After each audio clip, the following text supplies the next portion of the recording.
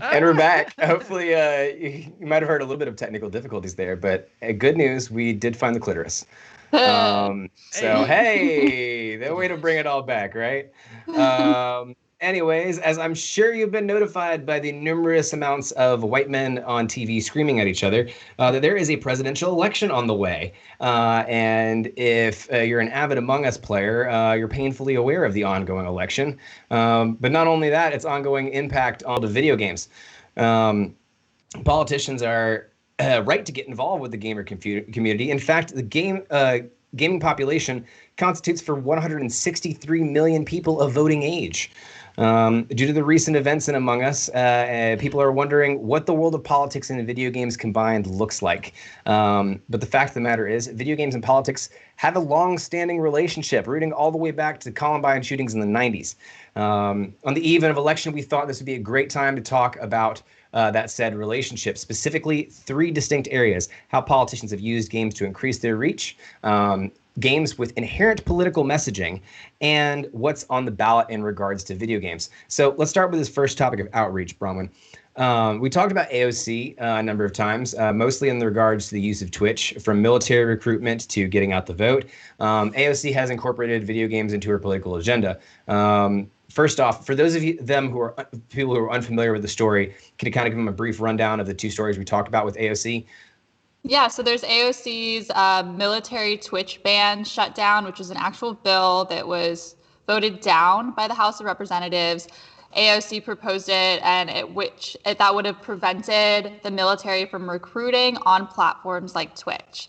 It was brought to the attention after the U.S. Army was caught running fake giveaways that would give viewers information to recruiters. The viewers' information to these military recruiters. Next story, fast forward a little bit to a very recent story that we covered last week. AOC streams Among Us. We covered that, like I said, last week, and here's a quick recap. AOC streams Among Us on Twitch to encourage people to go out and vote. This quickly became the second highest stream viewer in Twitch history, with over 400,000 viewers. So pretty incredible. Or not, depending on your view. Right. On one hand, she uses Twitch to get out the vote, but on another, she uses it to prevent government from reaching out to you on Twitch. Is she on the right side of history here? How is one okay and the other not? Bronwyn. So I think that, I didn't follow the stream necessarily. I didn't follow the last stream, but I think that they are 2 kind of different concepts. I think that one is encouraging people to be politically active, and the other one was it seemed more manipulative, where it's trying to gather people's information and sort of like see if they're more likely to join the military. So it's like mining that information from them in a way that is using that video game platform to do so. I think one has more of a deceptive kind of undertone, and one, in my opinion, seems a little bit more positive. But I don't know, Jake, what are your thoughts on the matter? Yeah, honestly, I could see where both of them would be looked at as kind of like, it's AOC is definitely encouraging people to get out and vote. That was a big thing, but I didn't get to watch the full stream. But you would think that she probably also brought up a couple of items that she believes in, right? And so where on the other one, it's more of like military recruiting efforts, which is kind of like just a weird level of data mining when you really get down to it, right?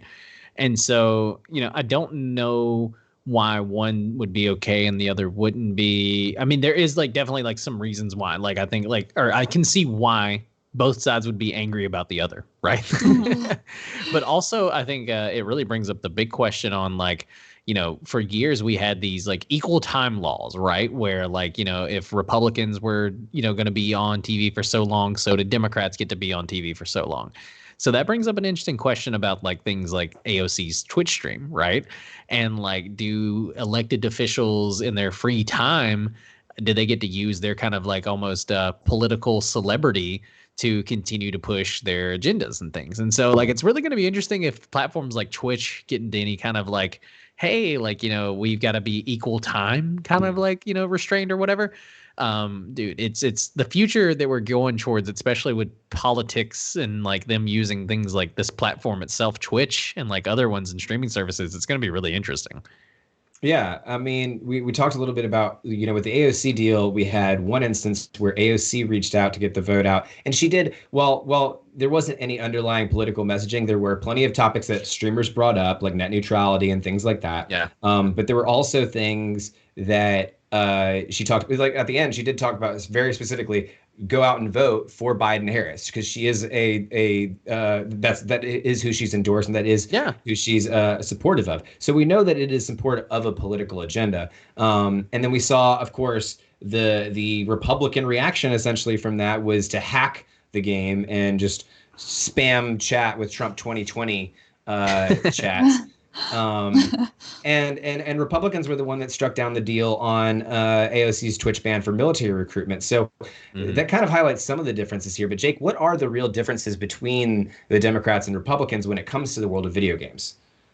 Yeah, I mean, there definitely seem to be some differences, right? Like Republicans seem to be using it mostly for military recruitment, data mining, which would kind of fall into line with kind of how the Republican Party, and especially conservatives, have looked at video games for a long time. Not to say that some Democrats haven't villainized video games, because they have. It really, honestly, I think comes down to an age thing, and one party one party leans older than the other, even though we're both putting up men that are 70-something years old for president, but whatever. Right. But Joe Biden's HQ used, Animal Crossing as a way to kind of like connect with voters. They built their own Animal Crossing island where you could go to it, check it out, try to learn more about like Joe Biden. It's Joe Biden's island, yeah. Joe Biden's island, right?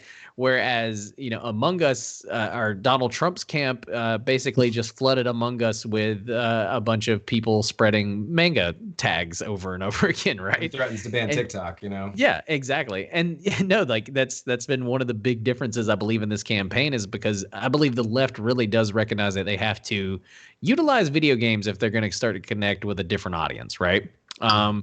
But yeah, and millennials are the most Democrat supporting generation. Recent Pew study showed that 59% of them identify or lean towards the Democratic Party. So that's going to change the way I think that, the parties, like, for a lack of a better word, militarize gaming. Right.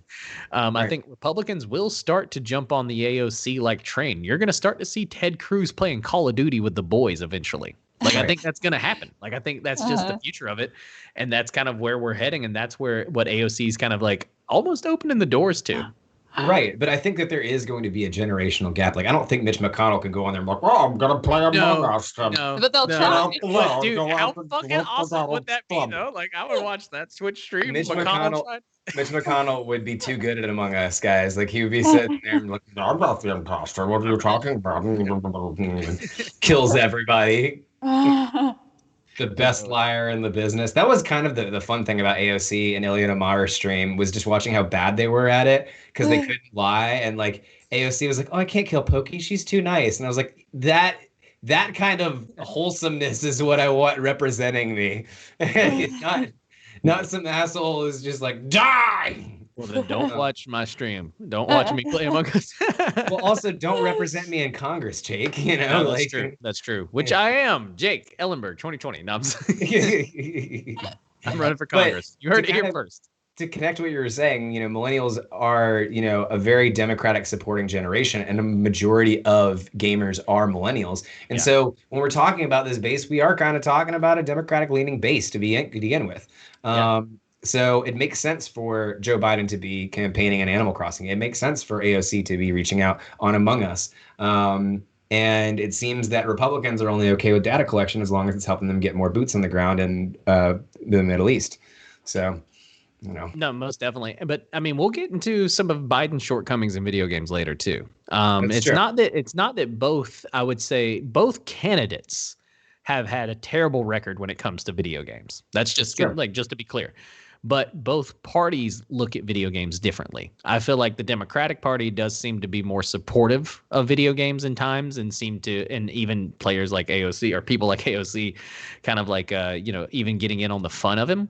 Yeah. Whereas the Republican Party seems to be like, all right, they play Call of Duty, they may like shooting people, let's recruit them. Yeah, and also there's been an effort to kind of, I feel like a lot pushed by the Republican Party to ban certain video games or to limit these like violent video games and censor them. So to have that opinion and then think, oh, well, now we're going to recruit them on these games that we deem too violent because they're violent people, and we're going to use that to our advantage by putting them in the military. Yeah, I mean, that kind of leads on to some of our next points that we've had. We've discussed a little bit about how politics influence gamers, but how do games influence politics? Of course, they influence politics. We know that they influence politics. Some video games have even laid the groundwork for legislation. Bronwyn, you have a few examples there that we can go through. Can you give us a couple of different examples here? Yeah, so some legislation. Sorry, I'm blanking right now. So many claim that in the legislation on video game violence brought on after Columbine led to the rating system. Many claim that this violated their First Amendment. Legislation affects when, where, and to whom video games can be marketed towards with that. Ratings of the games and things for everyone being mature or, so like, just care, like you see it now is right in your face whenever you're buying a video game. Sometimes you can't even purchase a game if you're not old enough to, or you have to have your parents purchase it for you. I remember that growing up a lot. Oh yeah. Luckily, my parents were pretty supportive of video games. It was like kind of got the test where if my older brother said it was okay, and he was pretty lenient. So they kind of trusted his opinion on that. There you go. Further legislation involved in this, loot boxes in video games have been a source of legislation on child gambling, and there have been efforts to stop that. And so. Yeah, a lot of different legislation. I remember Mortal Kombat was in the news, Doom was in the news when all the Columbine stuff went into effect. But even just recently with a lot of the mass shootings, a lot of that stuff has been kind of brought back up to light, and if those things should be reevaluated. It's politics, or video games have definitely influenced politics and law. I mean, video game law is something you can actually study and major in and build a career in, specifically on video game law. I mean, a lot of that has to do with like intellectual property and protecting gamers and stuff like that. But outside of legislation, video games are art, and art tends to be political in nature. Just in general, most of the best art, in my opinion, is political. In fact, some of the best games are. Jake, can you name a few successful some political games that we've had in the past? I mean, you could almost make the argument that all video games have some sort of political undertone, right? Because like you said, a lot of them are art, and a lot of artists, kind of like pour their hearts and souls into it. But the immediate ones that I always think of are things like the Far Cry series. Every one of those, you're toppling some sort of like, government or dictator, or, you're taking over some sort of oppression. The BioShock series, is a great example of, kind of like video games that show, just how politics can get involved and the different types of ways that people can be manipulated to live in these kind of like utopian societies that aren't really what they seem, and there's a ton of them, like Call of Duty. We talked about it earlier. It's one that where like you can make the argument that Call of Duty is art in a way, right? And so it's still one of those things that I think people enjoy playing it, but it's not necessarily what we would consider to be a lighthouse or one of those kind of like an indie film that everybody wants to give some awards to. But Wolfenstein is another one that comes to mind on political games. You're literally killing Nazis. And so there's a lot of video games that lean into the political realm. And sometimes people make the argument that they lean kind of conservative. They're very pro-gun. if you really look at a lot of video games. Gaming in general seems to be pretty pro-gun.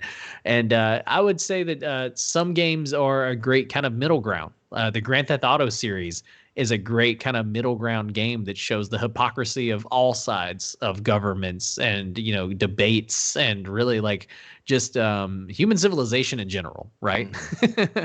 And just like how kind of ridiculous things can be in the real world through a simulation, which, you know, Elon Musk thinks we all live in one of those anyway, but sure. Yeah.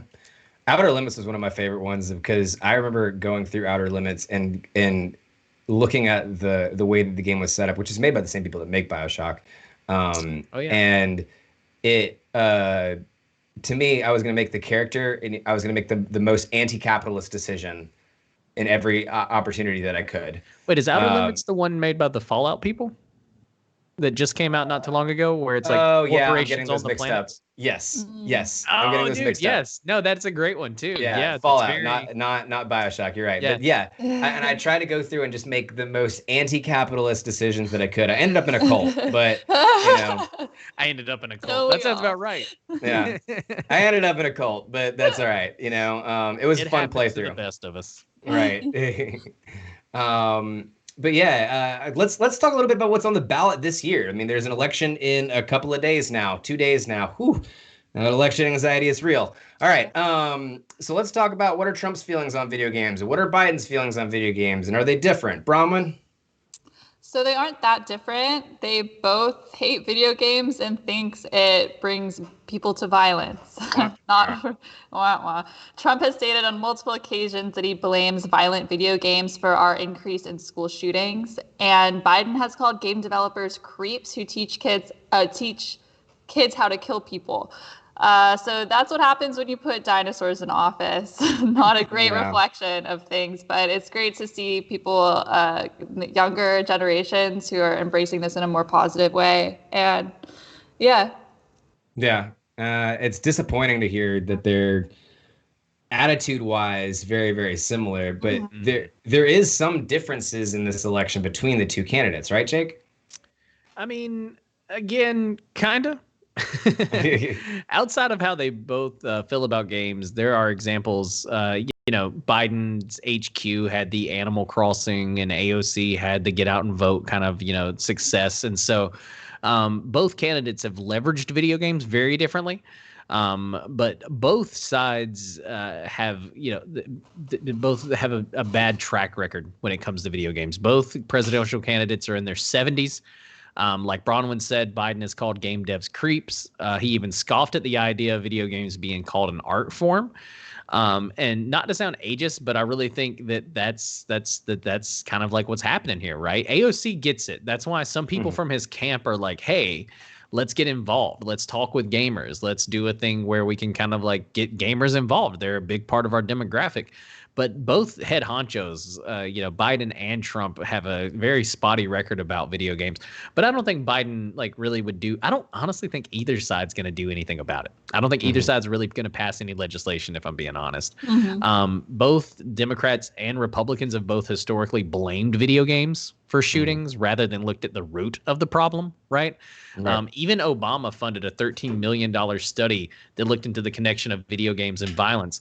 And I couldn't even find any real results on it. And that was done back in 2013 or something, right? And so it's one of those where both sides have at one point or another blamed video games for violence in America. And both sides are still very behind on not just, technology, but video games and technology in general, right? And so it's good that we have some elected officials like AOC that aren't as behind on the times and are, getting with it and kind of understand that these games don't really cause the violence. Because as we've talked about on this show, America's not the only country with these games, but we're the only ones with the level of gun violence that we have, right? And so, but it is good that on some, kind of level that Democrats usually are pro things like net neutrality, whereas Republicans tend to use the internet for data mining and recruitment. Yeah. So, I mean, I guess the real thing that it boils down to when it comes to what's on the ballot here, you have candidates that use the platform differently. Arguably, you could say the Democrats use it more effectively and in a fairer way. I'm much more positive. even if Mitch McConnell's going to go out and try to get out the vote on Twitch, like I'm not threatened by that, but I am a little bit threatened by him trying to pull every, overzealous incel off of Call of Duty into the military. And that stuff kind of does bother me with that attitude towards it. And of course, net neutrality is huge for gamers. If you don't want your to have to, basically access to the internet be a whole nother venture in capitalism, when we all know that internet should be a public utility. And what Democrats do lean more on the side of internet being a public utility. That was actually something I believe it was proposed by the Obama administration to make internet a public utility, got struck down by Republicans. Don't quote me on that. I don't have my facts exactly, but those are the differences I see between those two ballots. Obama's the reason why we have access to like high-speed internet at our libraries. That was something that he made kind of a big thing. And so thanks, Obama. Right. Internet access is a huge thing, and it does definitely help us as gamers. So that's what I think is important to highlight, what's on the ballot. Brahman, you got any thoughts about what's on the ballot for this in regards to video games? I think it's mostly, it's all been covered. I don't think that, I agree that I don't think that it's going to impact us in the sense of our gaming, but in the future, I'd like to see younger representation, and I think that is to come much sooner. But it's a nice shift, and I think that having AOC in this role, even if it's not Biden's view, having her like kind of on that in that party can maybe cause him to shift. Maybe he'll reevaluate things a bit and listen to the younger generation. We can only hope. Yeah. I mean, even Obama said that the huge decision that he helped get across in 2008 with legalizing like equal rights marriage and everything. He said it was his daughters that played a big role in helping him towards that, and they were much younger, and kind of like helped him see that kind of gotta be the right decision. And so hopefully AOC and young whippersnappers can help whip up old Uncle Joe, right? Yeah. And so we'll have to wait and see. Well, we know that Halloween is over, but election anxiety and existential dread season is in full